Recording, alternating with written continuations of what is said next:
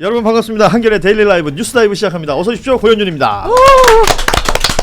자, 뉴스다이브 목요일 함께 해주실 세 분 소개해드립니다.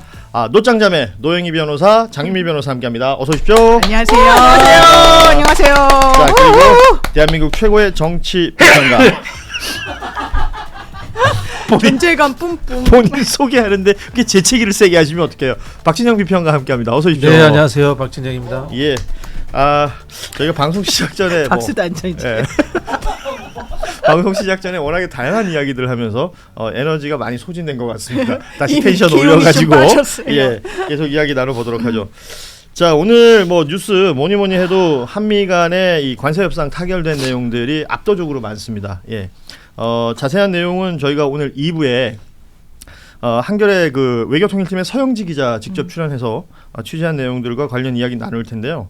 일단은 사실은 뭐 미국이 일방적으로 지금 관세는 그렇죠. 주도하고 있잖아요. 계속해서 뭐 25% 얘기를 했었는데 이거 15%로 낮췄다는 내용, 그리고 우리가 미국에 3,500억 불을 투자한다는 내용, 그리고 뭐 자동차, 농산물 관련해서 수입 확대 등등 여러 가지 정리가 가능할 것 같은데, 물론 디테일은 다 따져봐야 돼요. 네. 그 안에 어떤 뭐 이게 협상이 성공적이냐 아니면 뭐 부족한 게 있느냐 이런 것들을 따질 수 있는 부분일 텐데, 말씀드린 것처럼 2부에 좀 더 자세히 살펴보도록 하고요. 오늘도 저희는 특검 이야기로 시작을 해볼까 합니다. 김건희 특검에서 윤석열 계속해서 소환 거부하고 있고 불응했었던 부분에 대해서 체포영장 청구했었고 법원에서 발부가 됐고요. 내일 오전 9시에 집행을 한다라는 속보까지 나왔습니다.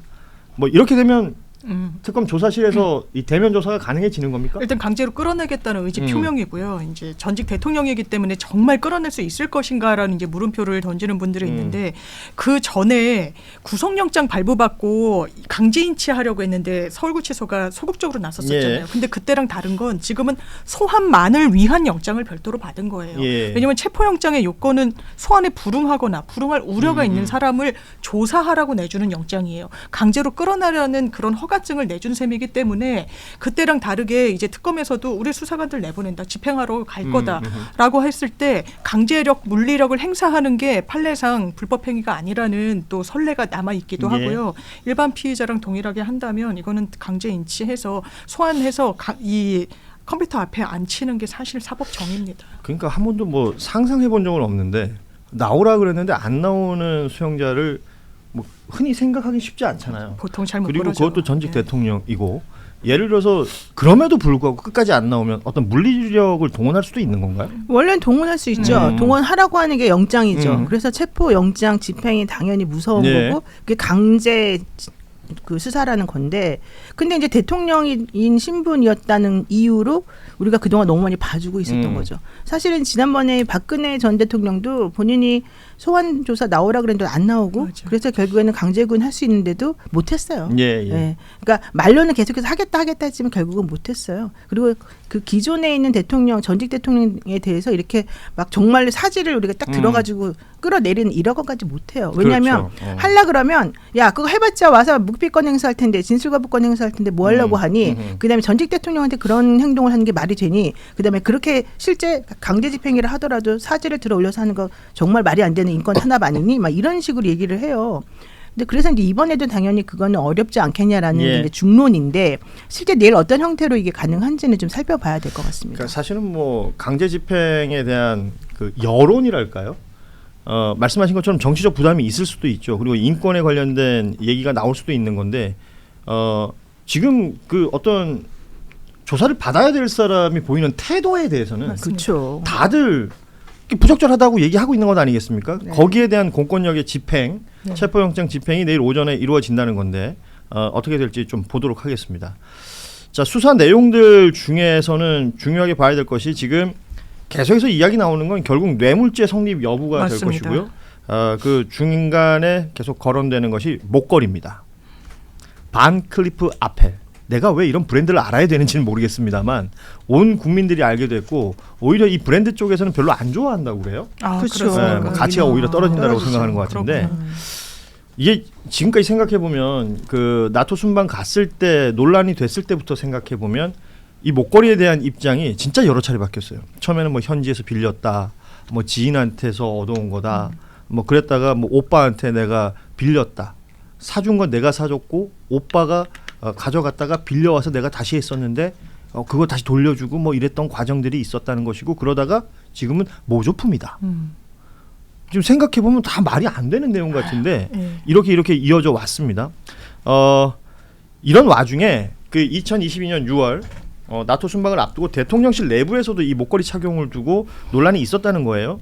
특검에서 확보한 진술을 보면 이게 워낙에 고가의 목걸이니까 언론에 조명이 되면 뭐 구입 경로라든지 대여 여부라든지 이런 것들이 논란이 될 가능성이 있다라는 대통령실 내부에 우려가 있었던 것이고 한 관계자는 옷이 예쁘니까 목걸이까지는 안 해도 된다 뭐 이런 얘기를 했다고 하는데 김건희 씨가 내가 알아서 할게 이러면서 이 상황이 연출이 됐다는 겁니다.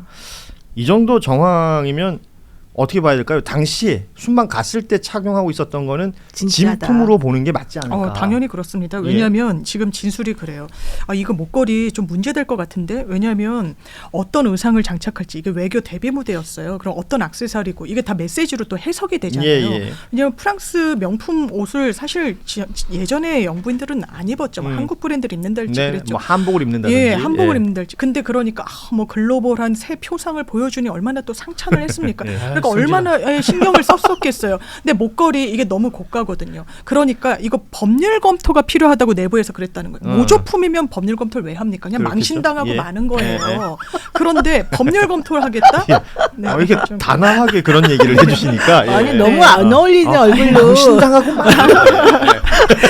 근데 진짜면 문제가 되는 거죠. 아니 500만 원 이상인데 이게 지금 6천만 원이 넘는 목걸이인데 재산 신고 안 했어. 이거 언론이 가만히 있지 않겠는데? 이거 어떡하지? 근데 얼마나 무서우면 이거 이러저러 하니까 여사님 하면 안 됩니다. 이 말을 못하는 분위기였다는 거예요. 애 둘러서 옷이 너무 예쁜데요 여사님 목걸이는 필요 없는 것 같아요 이랬다는 거 아니에요. 무슨 뭐 연기하고 있다는 요즘에? 저기 이럴 때는 왜 그래? 잘한다. 저보다 박지훈 변호사를 부르세요. 너무 친구도 잘해. 상황 능력이 엄청 달라요. 잘하죠. 어제 한번 같이 어제 또 해볼까요? 하고 박지훈 갔어요. 변호사님과. 예. 자, 이런 상황들을 우리가 지금 다 겪고 있는 것이고 지금 또 특검에서 나오는 내용 중에 저는 이 부분 굉장히 인상적이었어요. 소위 말하는 그 문고리 3인방 그 여성 행정관 세 분 있잖아요. 전임 유경옥, 정지원, 조연경 이렇게 세 명인데 중앙일보 보도를 보면요. 정확하게 특정은 안 했습니다. 누군지는. 두 명은 난 누군지 아직 알지. 김건희를 옹호하고 있고 한 명은 지금 약간 변심하고 있는 중이다. 이런 얘기가 있었는데 그러니까 특검에서 가장 약한 고리가 누구인지 인지했다는 건데 지금 노영희 변호사가 나는 누군지 알지라고 하셨어요. 소름. 누구예요? 어떻게 말하면 안 되죠. 안 가르쳐주지. 그래 안 가르쳐 줄 거면 왜 말하신 거예요? 그러니까 이 세 명의 입은 굉장히 중요한 거잖아요. 내가 딱 그것만 말해줄게요. 세 명이 역할이 분담이 돼 있어요. 그 건의 2라고 보통 이제 건진법사의 뭐 핸드폰에 저장돼 있다는 청탁 전화로 알려져 있는. 그 사람은 정모 씨예요. 그렇죠. 그 사람 되게 이제 그 건의 2로 연결돼 있고 뭐 이렇게 문자까지 서로 대신 주고받을 정도로 엄청 관계가 밀접한 사람이에요. 또 한 명은 건진이 심부름까지 시킬 정도예요. 그렇죠. 그 샤넬백 막 깡 해오라 그러고. 빌려와라, 뭐 바꿔와라, 뭐 어쩌라 저쩌라 뭐. 그다음 이제 한 명은 일정 관리하는 사람이죠. 그렇죠. 이제 나왔죠 답이? 아니 그래서 얼추 모르는구나. 둘 하나 이렇게 나눠졌다는 거 어디에 어떻게 나눠졌다는 거 지금 저희가 화면에 유모, 정모, 조모라고 했지만 저 이름을 다 얘기했는데 저렇게 띄우면 제가 뭐가 됩니까? 유경옥, 정지원, 조연경 이 세 명의 전 행정관이고 이게 코바나 컨텐츠 때부터 인연을 이어왔던 인물들로 알려져 있죠. 이들이 지금 균열이 일어났다. 그러면 그 수사를 하는 사람 입장에서는 이 부분을 충분히 이용할 수 있는 건 아니겠어요? 당연하죠. 그리고 저 사람들 말고 또 그 6급 행정관 또 최모 씨라고 있었어요. 윤석열 씨 친인척으로 알려진. 예, 알죠. 그 사람까지 행정관이 아니고 행정요원입니다. 행정요원. 그 사람까지 어쨌든 4명이 관련해서 진술을 그때 했었어요. 그래서 그때 말이 조금 다르다. 이게 이제 특검에서 하나 나온 거고 약한 고리가 하나 이제 3명 중에 1명 약한 고리였고 이 4명의 얘기가 조금씩 달라서 대지를 할까 말까 하다가 이제 대지까지는 지금 아직 안 한 것 같은데 저 사람들이 지금 얘기가 좀 달라지고 있어요. 나는 너무 귀를 쫑긋 세우게 노희 변호사 이렇게 볼륨 낮출 때 막 집중력이 대단한, 엄청난 거야. 몰입감. 지금 여기 뭔가 있는 것 같아. 그래서 특검은 이 부분을 굉장히 주목하고 있는 것 같고. 근데 이런 부분이 있어요. 우리 코끼리는 생각하지 마. 그렇죠. 조지 레이코프 이야기처럼 이거 잘못하면요. 목걸이가 모조품이냐 진품이냐 진품 명품으로 흘러가면 안 돼요. 그렇죠. 그게 중요한 건 아니니까 사실은. 결국은 핵심은 이 목걸이를 뇌물로서 받았는가, 누가 줬는가, 청탁한 내용은 무엇인가, 이걸로 따져 들어가는 것이 첫 번째여야 되고요. 그다음에 모조품인 경우에도 국내에는 그런 훌륭한 모조품을 만드는 사람이 몇 명 안 된대요. 바로 추적 가능하대요. 네네. 그리고 해외에서 샀다면 구입했을 때의 영수증이라든가 그렇겠죠. 구입처 이런 예. 것도 한번 찾아보는 노력을 통해 가지고 그 모조품의 전달 아니면은 직접 샀는지 그걸 예. 확인하는 게 일단 중요해요. 그렇죠. 그게 결국 가능하다고 그러던데. 네, 가능하다고 저도 들었어요. 가장 중요한 부분을 짚어주신 것 같습니다. 사실 모든 언론에서 뭐 목걸이, 신발, 사이즈 이런 데 주목하고 있는 내용들처럼 보이지만 그게 왜 중요한지는 뇌물죄가 성립되느냐 그렇지 않느냐, 그렇죠. 그리고 대가성이라는 부분이 인정이 되느냐 그렇지 않느냐, 그리고 그렇다면 과연 어떤 청탁을 했고 어떤 청탁이 성공을 했고 뭐 이런 부분들을 따져봐야 될 것인데 이 내용들에 있어서는 지금 가장 전면에 나와서 이야기되고 있는 사람은 통일교 전 세계본부장이라는 윤영호라는 인물이고 그 목걸이가 이 목걸이가 아닙니다. 그렇습니다. 헷갈리시면 안 돼요. 그 목걸이는 절대. 그때와 또 다른 목걸이가 또 그거는 있었죠. 그라프. 예, 6천만 원짜리 그 얘기가 있었던 거죠. 진짜, 네. 이 이야기의 주인공 윤영호 씨는 지금 구속이 됐습니다. 어제 구속됐다는 보도가 나왔는데 이 사람 입을 통해서 나왔던 이야기들이 워낙에 뭐 많습니다. 통일교의 현안이라는 것들이 어떤 것들이 있었는지, 뭐 캄보디아 개발 사업, 그리고 뭐 YTN 이윤수, 하다못해 이제 대통령 취임식 참석 여부까지도 다 청탁의 사항들이었다라는 것인데 이게 어떤 식으로 윤, 김 부부에게 전달이 됐으며 또 무엇이 갖고 어떤 대가를 받았느냐 이런 것들 굉장히 중요할 것 같습니다. 여기서 좀 주목해서 봐야 될 것 중에 또 하나는 어제 그 보도 내용 중에 그 권성동 의원 쪽으로 수억 원의 정치 자금을 기부했다. 그러니까 정하지 않은 방법으로 정치 자금을 기부했다. 어떤 매체에서는 수억 원, 어떤 매체에서는 1억여 원 이렇게 표현이 되던데요. 특정 종교에서요? 예. 근데 그게 기부라는 것이 정치자금법상의 절차를 통해서 후원금으로 간 건지 아니면은 그런 법률적 절차 밖에서 진행되었는지 이거는 기사에는 안 나왔네요. 안 나왔습니다. 그 금액만 나왔는데 중요한 건 지금 말씀해주신 그 부분인 것 같아요. 왜냐하면 이제 그동안 공개됐던 뭐 메시지나 이런 것에서 뭐 윤심은 권 뭐 이런 얘기들도 있었던 것이고 통일교 신도들의 뭐 당원 집단 가입 뭐 이런 내용들이 있었기 때문에 그런 대가로 무슨 돈이 오간 것이냐. 아니면 권성동 의원에게 뭐 윤심이 있다고 그러니까 거기에다가 줄을 서르려고 뭐 정치자금 같은 것들을 줬던 것이냐.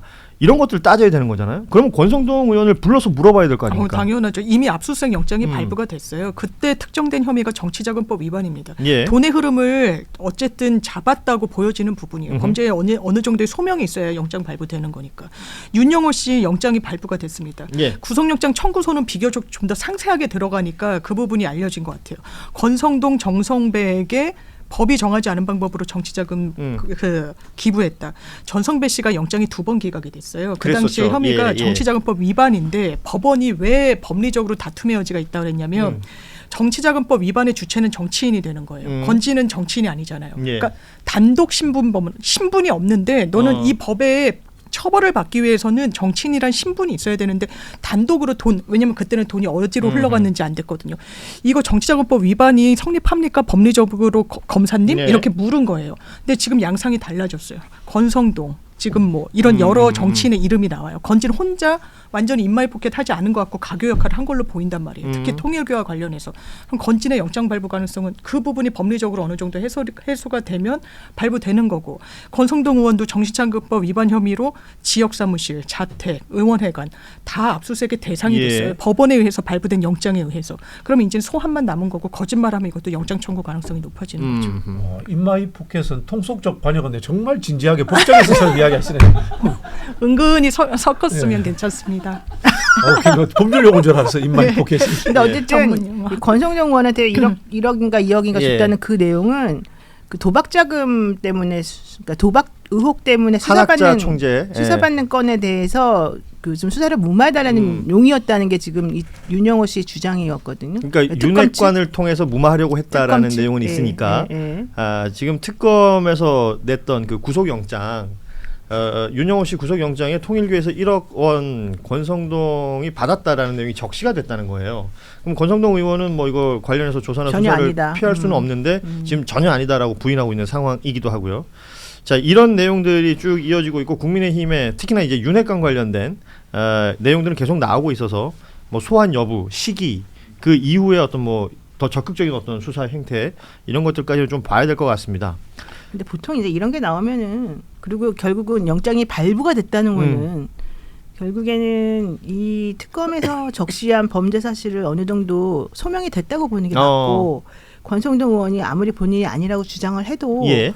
법원에서는 검찰이 그러니까 특검이 영장을 청구하면서 제출한 증거와 여러 가지 정황을 생각해 보니 그 말이 맞는 것 같네 이렇게 생각한다는 얘기거든요. 예. 그래서 권성동 의원이 지금 나 그냥 아닙니다. 전혀 무관입니다. 이렇게 주장을 하는 것만 가지고는 사실은 빠져나가기는 어렵고 그에 상응하는 뭔가 아주 구체적이고 정확한 뭔가가 나와줘야지 이게 좀 해결이 될 것 같아요. 근데 권성동이 받았다는 증거가 안 나오면 어떻게 됩니까? 그러니까 권성동이 받았다는 증거는 원래 뇌물 같은 경우는 원래 제대로 된 증거가 없잖아요. 그러니까 윤영호 씨 말은 준 사람은 있고 법에서 허용하지 않는 방법으로 내가 줬다는 그렇죠. 거고 그 얘기는 결국 이제 현금으로 만들어서 그냥 갖다 줬다는 얘기거든요. 그러면 그 사람은 사실 누구 만날 때 막 수초부터 다 적는 사람이기 때문에 증거를 안 내놨을 리가 없어요. 통상적으로 뇌물죄에서는 줬다는 사람은 있고 받았던 사람은 없어요. 그럴기가 좋죠. 그래서 예. 받았던 사람이 없어도 항상 인정이 돼요. 왜냐하면 그 줬다는 사람의 말이 일관적이고 줬다는 말과 관련된 주변적인 정황이나 이런 게 맞으면 근데 실질적으로 이 사람이 돈을 줬다 그러면 1억이라고 하는 돈이 어디선가 생겨났을 거 아닙니까? 예. 그리고 그 당시 구체적으로 무슨 내용 때문에 줬다는 것까지 정확히 적시를 했잖아요. 예. 600억 원대의 통일교 자금을 이용해서 한학자 씨가 외국에서 불법 도박을 하다가 그게 압수수색 걸릴 것 같고 문제가 생길 것 같으니 당신에게 SOS를 칩니다. 이게 바로 그 당시 윤영호 씨가 돈 그렇죠. 줬다는 이슈였습니다. 맥락이거든요. 예. 그러면 그 맥락을 살펴보면 되는 거예요. 그래서 그 당시 1억이라고 하는 그냥 개인적으로 줄 수 있는 돈은 아니기 때문에 그 돈이 어디서 만들어서 어떻게 줬습니까? 라고 당연히 물어봐요. 특검이. 그러면 윤영호 씨가 어떻게 해서 만들어서 줬습니다라고 얘기하고 그에 상한 증거는 뭡니까? 그럼 이 사람 당연히 얘기를 합니다. 예. 그럼 그게 어느 정도 설득력이 있으면 인정이 되는 거예요. 그 예를 들어서 윤영호라는 인물이 몇 월 며칠 몇 시에 어디서 권성동을 만나서 내가 이렇게 줬다라는 내용이 있다면 지금 이걸 권성동 의원 측에서 반박하려면 난 그 시간에 다른 알리바이가 있어야 되거나 뭐 이런 게 있겠죠. 그게 2022년 9월이에요. 정확히 나오잖아요. 그럼 예를 들면 윤영호 씨가 통일교 통장에서 돈이 빠져나왔다라는 증거가 있다거나 또는 뭐 녹취나 화면으로서 통일교 쪽에서 누가 돈을 준다를 주는 거 이런 것들이 있다. 분명하다. 그런 이 스토리 속에서 권성동에게 줬다 그러면 상황적으로 이게 인정이 된다 이런 거네요. 그거는 너무 정확한 증거고, 너무 정확한 거고. 실제 통장에서 1억이 나갔을 리가 없습니다. 그렇죠. 1억이라고 한 현금은 바깥에서 비자금에서. 만들어지는 비자금에서 나가는 거기 때문에 실제 그 자금의 출처가 명확하게 뭐 어디 통장에서 났으면 이렇게 하기는 좀 곤란해질 거예요. 물론 뭐 그럴 가능성도 있지만 그래서 실질적으로 JTBC나 뭐 이런 그 여기서 이제 보도한 바에 따르게 되면 2022년 9월 달에 이 사람의 육성 녹음이 이제 되어 있는데 그러니까요. 예. 그 녹음이 한 총재가 교단 자금을 이용해 가지고 미국에서 600억 원대 도박을 벌이고 있다.